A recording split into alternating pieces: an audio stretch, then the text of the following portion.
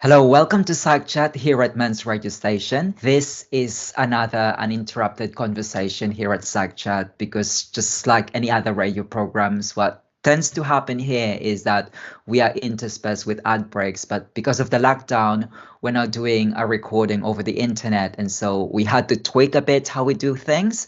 But one thing that remains the same is that we're here to offer you interesting conversation within psychology, mental health, and well-being. Right now, our episode is all about adults with autism. This is really important because a lot of times when we hear conversations about autism, it's mostly about children and adolescents. And what we don't often hear about are adults with autism. And I think that the reason for that is because a lot of autistic people they reach adulthood without a diagnosis. So today we'll explore more on that area. I'm joined today by someone who's got a lived experience of late diagnosis. So I'll be joined today by Grainger. He's a 44-year-old who's been recently diagnosed with Asperger syndrome. Now, just to give you a bit of a context, Asperger syndrome is one of the autism spectrum disorders. So when we talk about autism, it's really a spectrum. It's not just, like a one size fits all kind of diagnosis. We'll talk more about that with Kelly. And another thing that we have to understand about Asperger syndrome is that affected individuals display considerably impaired capacity for social interaction. They have unusual special interests and a tendency towards ritualized behavior. So, Kelly Grainger, thanks for joining me. No problem, Dennis. Nice to be here. Okay. And what we tend to do here is that I ask people if they could give us a snapshot of their background. Tell us your story. You obviously have a diagnosis of Asperger syndrome, but what was your life like before the diagnosis? Talk to us about your childhood. Okay. I guess before the diagnosis, obviously, I wasn't aware that I had Asperger's. So for me, life was, I guess, relatively normal. It is how I thought everybody else's life was. Growing up, I would say, I was relatively shy. I didn't really like social interaction. I didn't have many friends. I had a couple of good friends, but that was it. Looking back is probably where I can pick out points growing up where maybe I can pinpoint, areas where I can say, okay, that's because of my Asperger's. But at the time, obviously, I was just growing up, going through life. My parents obviously weren't aware of anything. But speaking to my father not long ago, he said, oh, actually, you always did take things quite literally. We could never joke with you. Things like that. But I don't think, and I think it's what you said earlier on, I don't think, obviously autism or Asperger's or spectrum was really that well known or understood back in, mid 1970s. Mm-hmm. So I think, maybe people just thought, oh, he's quiet, or he doesn't like this, or he doesn't like that. Mm-hmm. So I just kind of grew up as I was, fitted in some places, didn't fit in others, but really didn't have an understanding of, oh, okay, maybe there's something more to it. I just assumed that maybe things that I struggled with internally, mainly through communication and social interaction, I think I just assumed that that's what everybody went through. Mm-hmm. And I would maybe look at other people and think, wow, they're coping that really well. How do they do that? Mm-hmm. Just thinking that they must be going through the same things inside that I was. Yeah, you mentioned that you have you're shy as a teenager, as a young adult, and of course presumably you would really think that everybody is shy during that age in their life. And I'm not particularly shy growing up, but I'm kind of I'm someone who prefers my own company. I'm introverted growing up. So yeah, I could really understand how you don't have a diagnosis during that time. But did it ever occur to you that at some point you might have autism? Because you as you mentioned, your family said that you tend to take the literal meaning of expression, because I think that's one of the signs of Asperger's syndrome, that you tend to take expressions literally, like say break a leg, you tend to take that literally. So did it occur to you that there might be something, with me? Not when I was younger. I think it only really sort of became apparent maybe when I was maybe my kind of late 30s, mid-late 30s. My wife kind of maybe pointed out a couple of times, you can be quite autistic. It was kind of a flippant remark, but it was kind of, we kind of joked together about it, but didn't really take it too seriously. So it never really occurred to me because I didn't really know much about autism, what it entailed, what the traits were, what the signs were. So I really didn't have any reference points to kind of put against myself and say, oh, okay, well, I do those 5 or 6 or 7 things. Maybe I should look into it in more detail. So there was no awareness from myself that there was something. I always had a feeling that there was something else, something more to me. More to me, more to life, this kind of nagging feeling. But at no stage I thought, oh, maybe I'm autistic. Hadn't occurred to me. It was really only when our children were diagnosed. That was kind of, I guess, the eureka moment. I see. And you mentioned that, there was a lack of reference point for you to fully understand autism or Asperger's syndrome.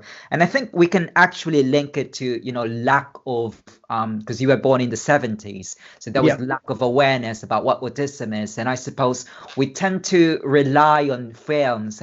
Earlier before the recording, I asked you if, you've seen Rain Man, because when I was at university, that's the first film that I've seen relating to autism.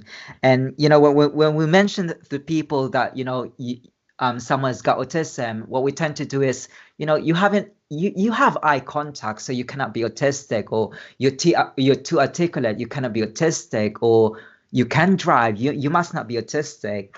Is that the kind of thinking that that you kind of encountered growing up? Not really. As I say, I don't think autism ever entered my mind, even when I'd seen the movie when it first came out. Because I think, I guess if you talk about the movie itself, Rain Man, it was obviously a groundbreaking movie, mainstream Hollywood movie with Hollywood actors talking about a subject that had never been spoken about before in the mainstream. So from one side, it created awareness, but also I think it probably created a bit of a stigma also for autism, in that everybody with autism is the character in the movie, which obviously is not true. The character had, was a savant, so they had some sort of special skills in terms of what he could do in terms of maths and counting, but that is not the general, in my view, the kind of general how autism presents itself in a person. So I say there wasn't really anything else out there, and I think autism at the time, Rain Man was just a movie. I don't think it ever really twigged anything with me and said, oh wow, it was just a movie about a character and his brother and what they went through. So as you've said, you actually led a fairly normal life, and based from my research, you actually traveled to Australia. So talk us through about your experience going to Australia, and how long did you stay in Australia? So it was back in 2002. My girlfriend is now my wife, Hester. We went to Australia for a year on a working holiday visa, as you used to do and probably still do. And it was kind of, I wanted to go to Australia, I wanted to go traveling. Looking back, and at the time, everything was very organized. So I planned everything, the trip, the money, where we would stop, where we wouldn't stop, how we would travel, what we would do when we got to a certain point. And again, I didn't really thinking anything of it. Looking back, I can see there are areas where obviously my autism played a part, in that I needed to know what was going to happen, and I get quite stressed or anxious if I don't know what's happening next, or how many places we're going to visit, or how long we're going to stay there. So I always need to be 2 or 3 or 4 steps ahead. Otherwise it frustrates me and I get quite anxious. So we traveled around Australia. I mean, I'm quite introverted anyway. My wife and I refer to me as an extroverted introvert, because of my career and my job. I've had to try and force myself to be more extroverted but actually my default style is introversion. Mm-hmm. So traveling around Australia, although it was great fun, I also found it quite stressful as well. Having to plan, where you're going, what you're doing, off and on sort of, Greyhound buses going from one town to the next. That lack of routine, which I find quite comforting, wasn't there. So a great experience, but quite draining at the same time. As others would come back, oh, it was amazing. I just relaxed, took everything in my stride. I thought, wow, that, I actually had to put a lot of effort into traveling around Australia. I would imagine it to be very stressful because, when you're traveling to another country, you have to be you really have to be flexible. And I could understand that because when I was in my 20s, I was a backpacker. I'm originally from the Philippines, and before I came here, I traveled Thailand, Malaysia, Vietnam, that part of the world. So you really have to be flexible, and you have to, you have to kind of, explore. You have to just go on about how the day goes on. Now, you mentioned that you're introverted, extroverted. How did that affect you looking for a job? I understand that you work for 23 years in the corporate world. So could you tell us about your experience working? Yeah, and again, I think this is down to the fact that I obviously didn't know I was autistic, and I think for most of my life, I've kind of followed other people. I've mimicked what other people do, or I've made choices or decisions based on what I thought other people did or what was right, rather than knowing, well, actually, these don't play to my strengths and weaknesses. So I'll go down different routes. So at school, kids of my class, certain subjects they would take, I would think, well, actually I should take those subjects as well. So your maths, English, physics, chemistry, those types of things, not necessarily ones that I would find naturally easy to do, but I thought, well, that's what I should be doing. These are the courses that I should be taking because the other guys, the kids that are obviously quite intelligent, are doing those. And then after that, it was a case of going to university because that's what you should do. I did a degree in business administration because I thought, well, people doing business, that's what we should do, business. With hindsight, I would have probably done something completely different, maybe something like archaeology or something that had a specific skill to it that I could have adopted when I left. So I think education, growing up, school, university, was driven by what other people are doing, and I should do that as well. And then when I left university, I guess my view was very much driven by money. I wanted to be successful. I wanted to earn a good wage, have a good job, have a good status. And so I started out in sales with News International, or News UK as it's now called, in advertising sales over the phone for the Sun newspaper, News the World, and also the Times. Which again, looking back, was probably the worst job I could have probably gone into. Very, very stressful, lots of anxiety because every day it was, against targets, numbers, and having to pick up the phone and talk to people, most of who probably didn't want to talk to you. So that's where kind of my career started in sales, and I kind of got sort of stuck into that.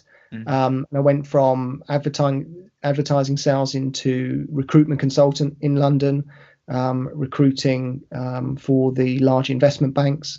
I then went into working in a kind of national account manager role with PepsiCo, Walker's Crisps, Tropicana. And so my career for 23 years has been, as you put it, within the corporate world for some very large and well-known brands, working in predominantly sales and marketing, which probably isn't my most comfortable area. And with the research I've done, with the understanding I now have about myself and how my, being autistic affects me, I can really see that actually, if I'd known that I was autistic when I was a child or when I was growing up or younger, I would have definitely made different choices around career and what I would do going forward. But I think at the time it was a case of, this is what other people are doing. This seems like the right thing or what I should be doing. Therefore, I should do it as well. And you seem to have done fairly well, because that's 23 years. You told me that you're kind of introverted and you prefer routine, and you also experienced that while you were traveling in Australia. But how did you manage to cope? It's 23 years and you're in a people-oriented kind of career. And I suppose it's not really a routine kind of work, because I would imagine you will be talking to one client one day and another thing you would be doing at another day. So how did you manage to, survive for 23 years? Yeah, and I think, Dennis, that's quite a good way of putting it, survive. I think I just got through every day. I mean, every day, I was quite anxious, quite stressful, but I'd just make sure I planned every day as it came along. I was organized. I knew what I was doing every day. That would, create, I guess, levels of anxiety in itself. So, every night, if I'm, for a long period of time, I was commuting into London, and not necessarily at the same time, because it would depend on customer meetings or internal meetings or other things. So, every night I would be on my, train line app, checking what train time I would get, working out how long it would take me to get to the train station, how long the train would take to get in, how long it would take me to get from Paddington to the meeting or the office. So every night was a bit of, a lot of work in terms of organizing my life, in terms of, right, if I needed to be at meeting at this time, this is what time I need to leave. And I always want to, I've got a real issue about people being late, so I always need to be 15 minutes earlier than the time in meeting, and then even if the person turns up at the time in meeting, in my head they're 15 minutes late. That sounds silly, but that's kind of how I do it. So I guess I create a lot of my anxiety myself. I kind of put it on myself. So working for these big companies, I think the thing that the positive for me was that there is a structure in working for a corporate business. There are certain rules, certain ways of doing business. Everybody within that structure has their role, and it's very clearly defined. Particularly when I worked for PepsiCo, there is definitely a hierarchy in those big corporate organizations where, your role, you do a certain job up to a certain level, and then when you've reached your level, then that passes on to the person that's in the next job above you. So I think that probably helped, that there was a structure. I think once I left PepsiCo and moved still within the corporate world to maybe organizations that were less organized, less corporate, less structured, maybe the systems they had in place weren't as mature. That's probably where I started to find that I was struggling a bit, because I would have to define my own systems, and maybe what I thought should be happening at work didn't happen. So that would frustrate me quite a lot. But you're right. I have been, I guess if I look at it backwards, I've been very successful in the career that I've had. Again, worked for some very, very big brands, done quite a lot of good work, but it's been really hard work. And I don't mean necessarily from the day-to-day work, but more from the mental health side of things, the anxiety, the stress. Now, Kelly, could you talk us through what prompted you to get a diagnosis? Was it a personal decision, or was it your wife that encouraged you to have a diagnosis? Well, it's interesting because obviously I'd survived, as you put it, and been successful for, up to the age of 44.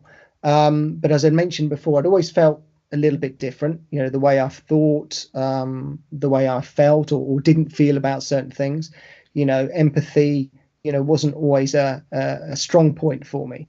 I didn't know why. I thought, I'm just not very empathetic. And I mentioned before that I always had this nagging feeling that there was something more to me, something missing, a piece of, that wasn't quite there. So I think it was after both our children were diagnosed, and going through that process, which was quite a lengthy process with them, because we had to, go to a psychologist, we had to go through a number of interviews, we had to complete numerous numbers of questionnaires and talk to the school, etc. I realized that actually going through that process, it was quite clear that I shared many of the traits that they had too. And I started to make me wonder, well, I wonder if maybe I'm autistic as well. And, my wife and I talked about it in some depth. And then we decided that actually I should go and go and have a look and see, am I autistic? Go and have a diagnosis, to go and speak with someone. And that's what we did. We got the diagnosis that came back, that I was autistic. And I think it's helped put a lot of things in place. It's helped me understand myself better. It's helped, with the family, now that I know, and it's helped, with life in general. So that was the main reason why it was driven by the children, and that just elevated that, actually I'm very similar to both of them, and maybe that's the reason why. And I think that makes you, better positioned to help your child, because it kind of remind you how was it growing as a child with Asperger's. Yeah, exactly. And as I say, hindsight's a wonderful thing, and it's it's now looking back with the knowledge I've got. My wife and I have done lots and lots of research into autism. What it looks like in children, what are the traits, how you can manage and cope with that. And so looking back now, I can pinpoint, different parts of my life, particularly growing up, where I look back and go, actually, I did that because of my, Asperger's, my being autistic. I can see now choices I made or didn't make. I can pinpoint the reasons why. Whereas before, at the time, it was just, well, this is what I'm doing, and I'm guessing everybody else is doing this as well. But with the children, it's definitely helped. For them, we've always been a very close sort of family unit, and our children have obviously been autistic since they were born. So there's nothing changed there in terms of how we are as a family, because we obviously didn't know they were autistic. So in that sense, nothing's changed. But what has changed is our awareness and understanding that, that they will face challenges that are different to that of maybe some of our friends and family. So, things like, as they're growing up, we've had problems with textures, socks, etc. Hudson, couldn't put a pair of socks on when he was much younger because there was a sensation of pain, which at the time we couldn't quite understand. But now we understand that actually that pain is real for someone with sensory processing. Strong smells. We know why now. I get really frustrated if there's a strong smell come from the kitchen and it goes in my clothes. It actually makes me quite anxious and angry. I know now why that is. So it kind of just helps us manage and understand a bit more. And, from our children's point of view as well, it means that they've got someone that they can look to and say, right, why am I doing this, or how did you find that? And I can pull on examples from when I was younger and even now and talk to them about it, and they understand that I'm autistic as well, and it almost gives us that kind of bond. And the three of us we call ourselves the A team, because all three of us have are autistic. And Kelly, you shared on social media that you had Asperger's. So what was the response like? Well, it was interesting because obviously at the time, well, first of all, the reaction was very, very positive from everybody that commented or said, well done, read the article, this is fantastic. I think a lot of people said you're brave. I'm not sure, at the time I thought, are they meaning you're brave because, that's a really, crazy thing to do, or you're genuinely brave for, opening up.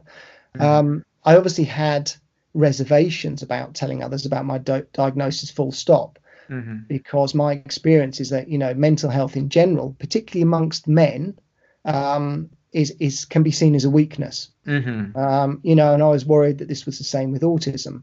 A lot of times if it's not physically not physically visible, then it's not taken seriously. I've had, on LinkedIn, there was a very, very positive feedback. And the reason I did it on LinkedIn is because it tied in with me leaving the corporate world at the same time. So obviously wanted to let people in my connections aware that I'd left the business I worked for and I was going into kind of a new journey. Mhm. but I also wanted to let them know why.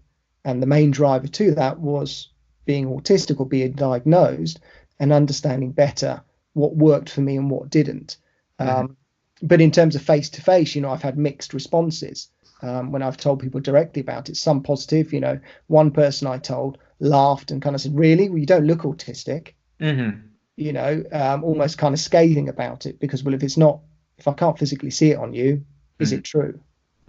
Mhm. Uh, Yeah, because that's the thing about autism is that you can't really see it, and you also mentioned that that there's actually there's even more barrier if you're a man and you're talking about your mental health, and that's one thing that actually resonates to a lot of our listeners, because one of the things that we commonly talk about here at Men's Radio is the struggles of men, talking about their mental health, talking about well-being. And it's really important that, people like you come here at the forefront, talking about your experiences. And obviously from your experiences, from your experience, it has come out fairly well, because as you've said, you've got lots of support from within the industry that you're working on. I suppose what I want to understand is that you're fairly older when you have that diagnosis. So does it really matter that you have that diagnosis? Because you kind of for lack of better terms, as I've mentioned earlier, you kind of like survive. You kind of floated around within the industry. As a father, you've got married, you've got fairly successful, or was it just I suppose you're trying to have a closure? What was it more like that? I think it was not necessarily a closure. As I said, I think I always felt that there was something Mm-hmm. missing, something more to me. Mm-hmm. And I guess, I guess maybe the anxiety I felt around certain things, that in some cases stopped me doing certain things. I'd quite happily sit at home all day if I could. And I guess at the moment, being stuck indoors at home, that part of it isn't necessarily, a big challenge for me, because Mm-hmm. actually I'm quite happy not to see people. So that kind of works. But I think it was more, I say, about understanding and the realization that there are things that I do and say, and some of the feelings that I have that aren't necessarily what a neurotypical person would experience. And it's really about understanding that more. So it'll help me manage that. It'll help me, reduce levels of anxiety or Mm-hmm. stress. It will help me communicate better with others, and also having that diagnosis said will be is and will be a huge positive for my two children. Mm-hmm. And I think also I've never really, going through my life, I've never really felt that I've had a purpose outside of my kind of family. And perhaps that's an effect of my autism. I'm not saying that that's what everybody experiences, because obviously, it's a spectrum and everybody is different. But since the diagnosis, I also feel that I've I have a newfound purpose. I've found my purpose, which Mm-hmm. is really all about sharing my story, driving awareness and understanding, and potentially, if I can, supporting others through their diagnosis, Mm-hmm. because it is a challenging time. It's not easy going through the diagnosis in itself. Mm-hmm. And then, one of the bigger challenges, once you've been diagnosed, well, what then? It's not like something else where maybe you're diagnosed with a medical condition, a physical condition, where there's support and guidance and help afterwards. You receive your diagnosis and then you're kind of sent on your way, really. So it's really that, and so I think it's about helping me understand myself. And 44 years, it's a difficult one, because I guess when I got my diagnosis, there were, I guess there were two overriding feelings for me: one of relief, and one of sadness. Relief that there was something that explained why I do say and feel the things I do or don't. A newfound sense of understanding of myself, the why behind my likes and dislikes. Why do I like certain things? Why do I dislike? and maybe why do I dislike things to such a huge extent that causes me anxiety? Then on the flip side came the sadness, because I felt like I've had 44 years of not really knowing who I am. So 44 years of masking, of mimicking others, trying to fit in with the world around me. And I've been doing that my whole life without actually realizing I was doing it or why. So it kind of feels like having the diagnosis gives me a second chance to really be myself, but be confident and comfortable being myself around other people without worrying about, I shouldn't do that or say that or whatever. I need to fit in with everybody else. So I think it's given me the permission, or I can give myself the permission now to be a little more like myself. And of course, more importantly, you mentioned that you actually found a purpose, and I understand it's also kind of your advocacy, to raise awareness about autism, about men's mental health, which is really admirable. And I'd like to thank you for coming to the show. Now, I'd just like to mention a bit of signs of autism, and I did a bit of research. For the benefit of our listeners, they might be able to, to get some science based from your experience. But here's what I've gathered. First, those who have autism, they find it hard to understand what others are thinking or feeling. They get very anxious about social situations. Another is that they find it hard to make friends, or they prefer to be on their own. And they seem to be blunt or rude or not interested in others without meaning to. And they also find it hard to say how they feel.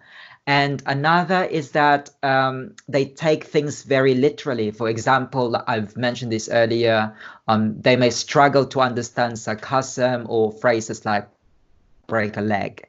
And another sign of autism is they have the same routine every day, and they get very anxious if it changes from that routine.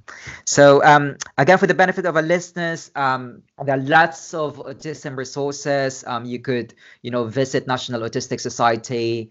At Women's Radio Station, we have a program called All Things Autism. It's hosted by Anna Kennedy, and she covers a lot of topics relating to autism.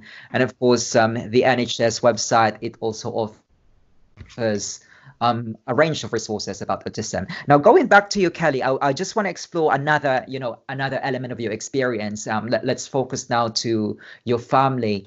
You briefly mentioned earlier that you have two children. One is Hudson, who is your son, and India. And are they both diagnosed with Asperger's, or is it different spectrum of autism?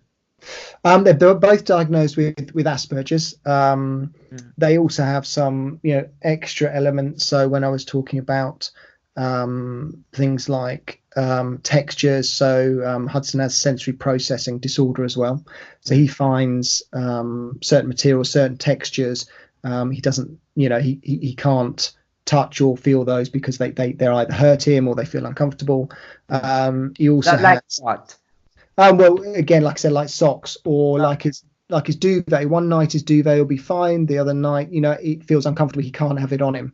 And there is an element of his brain is telling him that it's physically hurting him. It might be like pins and needles or sharp pain. So they have kind of additional elements which I guess go along with their Asperger's or being autistic. So he has this sort of sensory processing disorder. Also, he, in terms of food, he's a very limited diet, and that's that was the main reason that we ended up getting him diagnosed for autism, because we went to see a specialist about his eating, because predominantly his diet consists of bread. Bread with spreadable cheese, bread with peanut butter, or bread with Nutella, chocolate spread. He eats a few other things, one variety of biscuits. He drinks milk, but that's pretty much his diet. So that's what led us to it. And they said, look, have you thought about getting him diagnosed for autism? So that's what led us down that path in the first place. We just thought he, at the beginning when he was very little, we thought he was kind of a fussy eater, which people kept telling us. But obviously there was more to it than that. And then so they're very similar in that respect. But then also you have India, who's very, very chatty. She talks a lot, quite quickly. She's got lots of information to tell you. She's actually quite, I would say, quite outgoing. But then with her, she will only wear leggings in terms of, clothes on the bottom. She won't wear any other type of trousers or anything. She loves leggings. We have a whole range of them. Whereas Hudson is very quiet. He's quite shy. So he probably not mimics me, but he's probably similar to the way I was when I was a child. Very quiet, very serious, quite blunt. He takes things very, very literally. And I think that's the thing about autism. It's about how we process things, and it's about the brains being wired slightly differently. An example analogy that somebody mentioned, I think it was my wife actually, back last year, was the difference between an iPhone and an Android phone. They both do the same thing, but they do it in a slightly different way. They process things slightly differently, and I guess that's how we would describe ourselves. So both Asperger's, they're both, they both mask incredibly well. Hudson actually masks like a girl, because girls. How old is Hudson? Hudson is 8. And India? India is 10. And actually, we had Hudson diagnosed before India, because it was the food that led us to get that diagnosis. But then we realised through the interviews, and we would obviously have to take India along to those as well. We said, having discussions with a psychologist, I said, well, do you want to, you've told us a bit more about India. It sounds as though there may be something there as well. Would you like to, pursue that? So we did. And we just found that, they mask during the day, they mask so well, but then, it just explodes when they get home. And the analogy that's used a lot in, autism circles is like a Coke bottle. You have a Coke bottle, you shake it and shake it and shake it all day long, but you don't release any of the gas. And then, when they get home, you take the top off and the Coke flies out everywhere.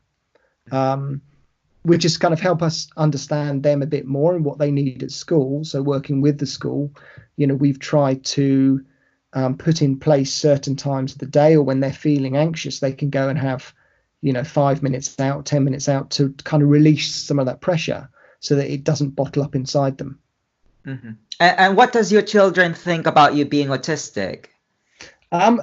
It's a really positive thing for them. Extremely positive, because I think it's reassuring for them knowing that their daddy is also autistic, that they've got someone in the family that understands them to an extent. I mean, we're all three of us are autistic, but in slightly different ways.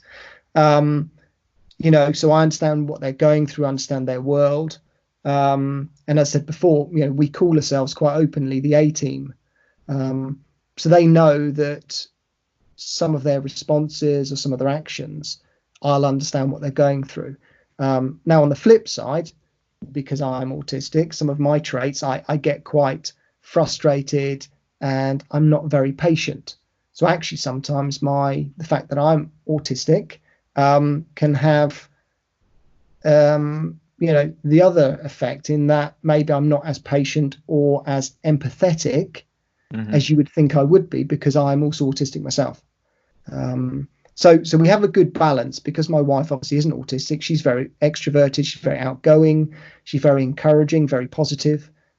She kind of holds us all together, really. I'd like to focus on your wife. What's your wife's name? Hester with an H. So okay. H-E-S. Give her a shout out if she's listening. She will be downstairs. Yes. Okay. And has it changed your relationship with your wife? Because it's quite a challenge, all of a sudden you have a diagnosis for your son, and then your daughter, and then after that it's you. So it must be quite overwhelming, to have 3 individuals with diagnosis in one household. How did she cope? Yeah, and I think you're right. For her, it's obviously, it is quite overwhelming. I think when we got the diagnosis, she felt quite overwhelmed by it. I think the fact that, we've been together now 18 years. Mm-hmm. So I've always been autistic. Mm-hmm. Our children have always been autistic. So Mm-hmm. actually nothing's changed from that perspective, Mm-hmm. apart from we've now had a diagnosis and we understand that actually we are autistic, and there are certain things that we need to put in place to manage and support and help. So I think, I wouldn't say it's changed our relationship in that sense. We've always been really strong as a couple and as a family. So nothing kind of changed overnight with the diagnosis. But what it has done, I think, it's on the positive, it's improved the communication. Mm-hmm. So Hester now, understands why I might do or say something, or why I might not do something. Quite a lot of the time she'll talk to me and I haven't heard her, and she'll say, but hold on, I've just told you that 3 times. And I'll say, well, I literally didn't hear any time that you told me because I was completely switched off. She'll understand why I'm doing that now.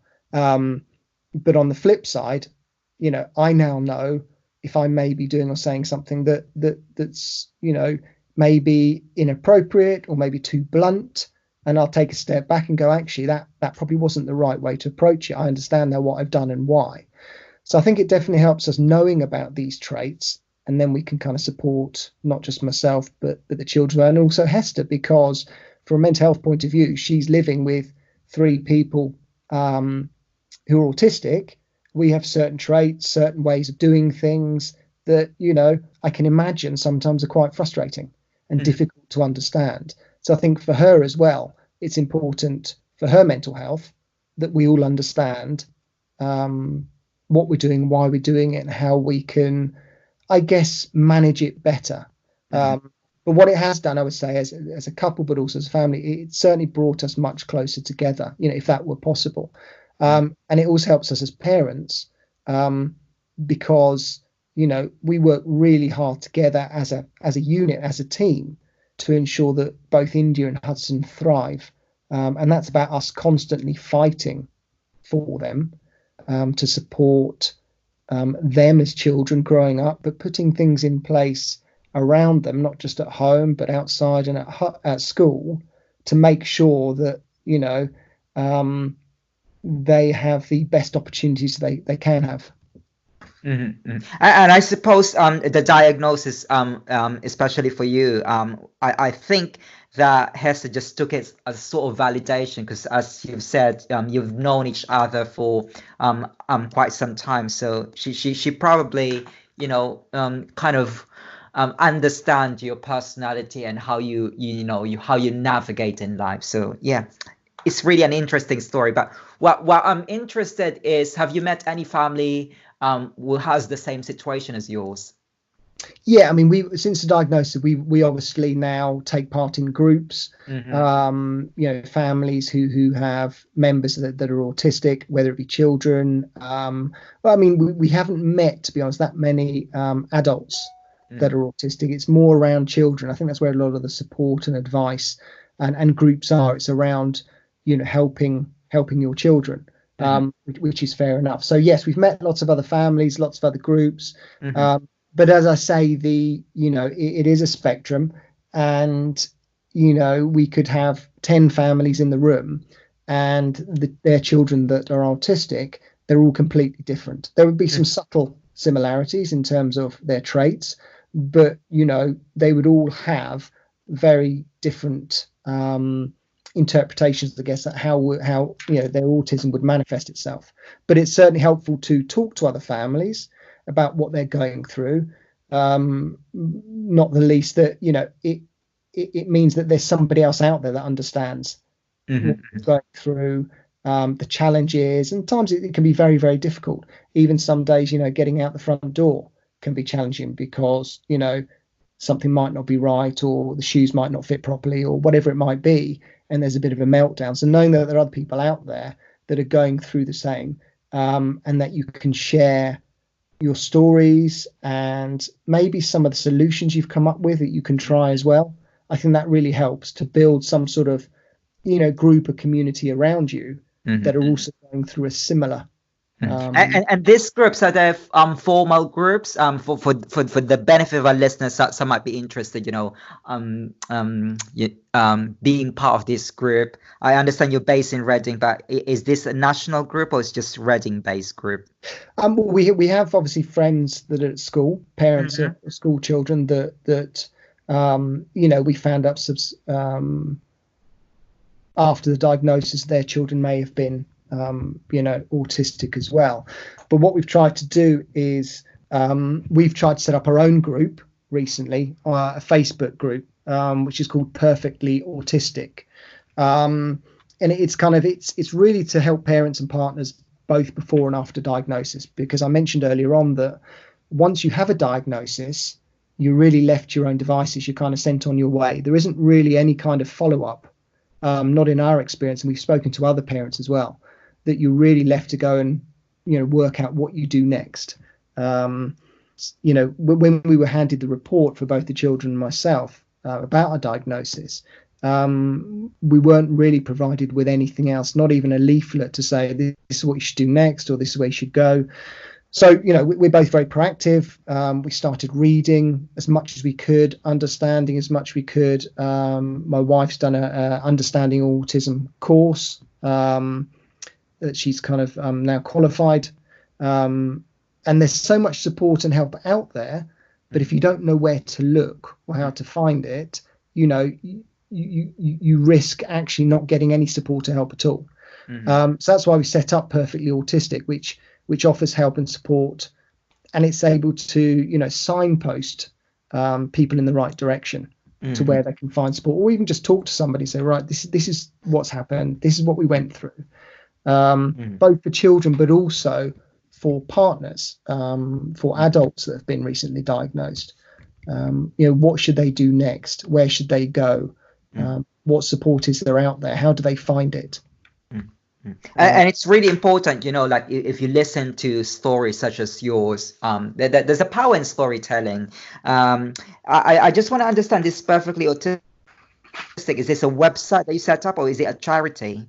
So it's a website we're going to set up. At the moment, it's a Facebook group that we've set up to allow, it's not a charity. I love the name, Perfectly Autistic. Well, we wanted to come up with something that kind of said, it's a positive thing. I think there's so many negative stories out there or negative comments about being autistic. Actually, there's a lot of positives. As long as you understand and you're aware and you know how to manage them, actually, it makes us who we are. And my children always say to us, do you wish we weren't autistic? Or they'll say, we wish we weren't autistic. And we'll say, but you wouldn't be who you are if you weren't. And they kind of understand and appreciate that now. And I think that's why we want to set up this group. And I say it will be a website. We're working on that at the moment, because there must be so many other parents out there or adults who have been diagnosed that actually they get the diagnosis and then they're a bit stuck. Well, what do we do? And I think particularly with the children, you have to fight every single day just to get them the support that they need. Even at school, it's so difficult because the school may not recognize them as being autistic until they see the report because they mask. And so on the face of it, we had one teacher say to us, well, they're model students, India's a model student. She listens, she does, she's told, she's really talkative to me as a teacher. I think that's the thing. You have to see the condition as a gift, because there are traits, there are characteristics that people with Asperger syndrome, you can't find that on neurotypical people, like concentration and focus, and those are very good characteristics, I suppose. Exactly. And I think to a neurotypical person, that would on the face of it look like they're doing as they're told, they're not disruptive in the class. They answer all the questions right, they need to, they talk to the teacher, but then behind that there's certain other things that they obviously don't pick up on in terms of social interaction with their peers, in terms of the children. So there'll be areas where they struggle in terms of India from a social interaction point of view would struggle more interacting with her peers than she would with an adult, or maybe with a child a lot younger. So that's not picked up on. It's just a case of where they sit still, they do as they're told, they can't be autistic. So that's something. And I think a lot of parents, if they're not pushy parents, or, you know, pushy is maybe not the right word, but if they're not proactive in starting that conversation and looking for where they can find support, what is available to them, what they can and can't do, then they're not going to get support because other people aren't going to come to them with it. So you really have to push every single day, every week, and it gets frustrating because you can have the same conversations with the same person a number of times, and you know, the action or the outcome just isn't what had been discussed. So you just have to keep pushing. And of course, aside from Perfectly Autistic, Kelly, you also set up a business. It's called Hadiya. Can you tell us about your company? Yeah, so you know, ever since, I guess, my wife and I, ever since we traveled around Australia, which you touched on earlier, we did a number of kind of jobs while we traveled around to earn some extra money. And one that we did was we cleaned shoes at the Melbourne Boat Show while we were out there. It sounds a bit of a strange job, but it was to sell a special kind of beeswax eucalyptus that you put on working boots. And I guess ever since we did that, backpacking around Australia, we'd always dreamed of starting our own business and working together. And so kind of nearly 18 years later, we launched Hadiya, which is named after our children. So you put the two names together, Hudson and India, and you come up with Hadiya. We're a consultancy that helps businesses grow. So we provide support through PR, social media, and web design. Hester, my wife, has worked in PR for nearly 15 years, both freelancing and also for agencies and in-house for again some big brands, including Hitachi, Sport Relief, Mars, etc. And I guess with my background in sales and marketing, and I've also over a period of time retrained in web design, so it made sense for us to join forces and work together. It gives us that flexibility at working from home together. So we can manage our own time, and that really helps with the children. And I guess, you know, through the diagnosis, it's this kind of newfound sense of purpose and understanding that it's given myself and my wife. That's kind of what gave us the push we needed to just go for it. Whereas before we talked about it and thought, well, shouldn't we? You know, I've been in the corporate world for 23 years. It's a big change, a big difference. Do I really want to, you know, now move into, you know, running our own business? But, you know, it's been, you know, to date, touch wood, it's been very positive. Obviously, the climate at the moment isn't the best to start a new business, but we're, you know, we're pushing forward and we're still very positive about it and enjoying it. Hopefully, every one of us will, you know, get a better, a fresh start after this crisis that we're undergoing on. For the benefit of the listeners, we're recording this in the midst of the coronavirus crisis.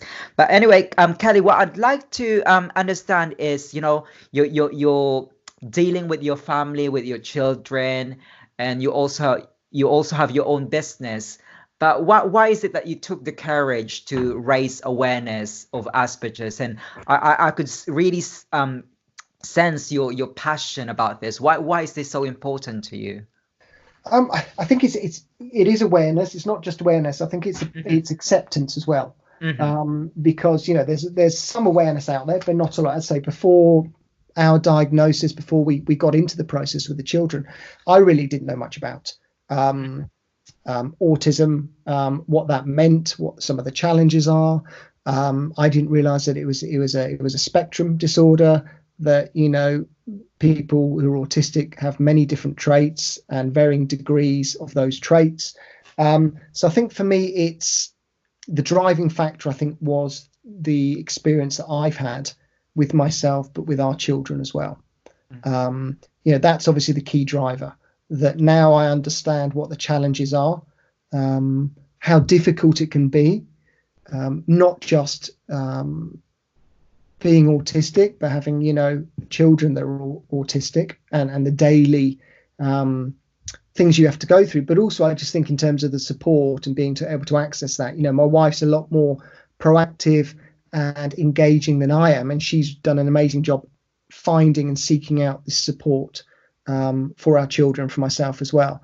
And I think there's such a lack of understanding just when you're talking to people and tell them that you are autistic and your children are. Some of the comments that come back, or it's just amazing. Some of the kind of, and I don't mean this in a negative way, but some of the ignorance out there around autism, what it is, what it looks like, that you don't have to look a certain way to be autistic. So I think it's that kind of misunderstanding that's out there. And that's why I'm really passionate about it, because I'm obviously passionate about my children and my family, and it's something that's given me that purpose that I think I've been looking for, that I can personally it's something that affects me personally, so I can understand it, and it makes me passionate about it. And I want to be fighting not just for myself and my children, but also anybody else out there that's going through a similar challenge or a process and needs that help and support, because we talk to a lot of people that don't have that help and support and have no, they've had no information about it at all, and it's just one or two conversations that suddenly make life a lot easier for them, because they understand what they can do and where they can go to get that. So I think that's, for me. My wife is obviously very passionate about it because of the children. So I think it's just something we can do as a family, and myself and my wife, we can work together and really trying to push this agenda, talk about it as much as we can. So today, it's fantastic. Thank you for kind of inviting me along. It's a pleasure I'm actually learning from you. Thank you. It's that makes me feel very good. So I think there's like talking about it more, just getting people to, I say, not just understand, but accept that people are autistic. It's not something you catch. It's something you're born with. You can't cure it. And people who are autistic are all very different in a very positive and wonderful way.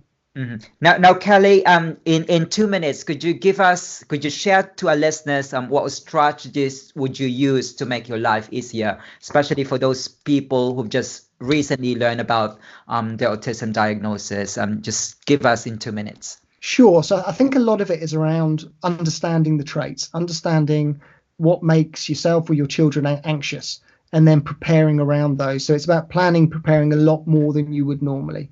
It's about being patient with your children or with your partner who's autistic.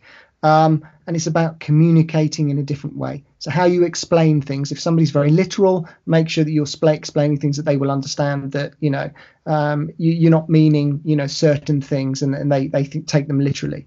It's about, a good example is when we went on holiday last year, my wife made a booklet on the laptop, printed it out with pictures of where we were going, a timetable, an itinerary.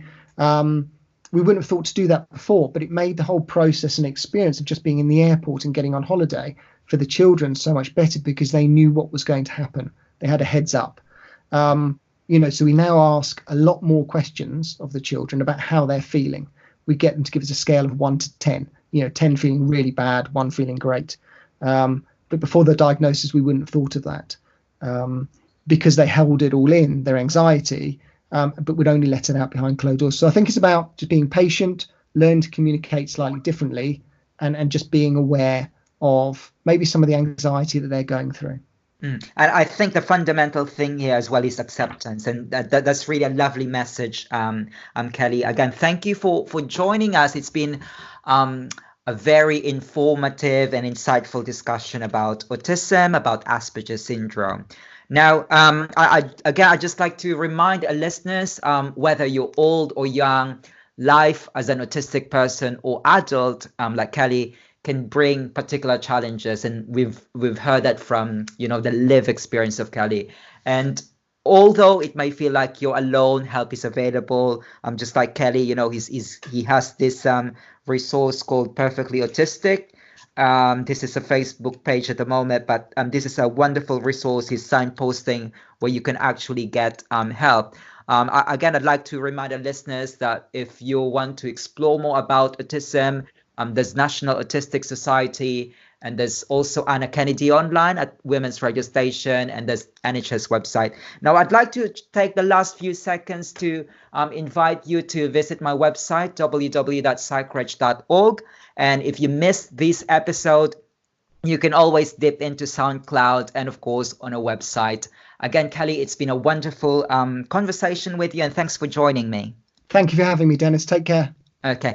And again, do visit Psych for more discussions about psychology, mental health, and well-being. And of course, I do have a book about mental health, about well-being. It's available on Amazon. Just type in my name. And I also invite you to tune in to my YouTube channel. I pretty much do the same thing. I invite people like Kelly to talk about psychology, mental health, and well-being.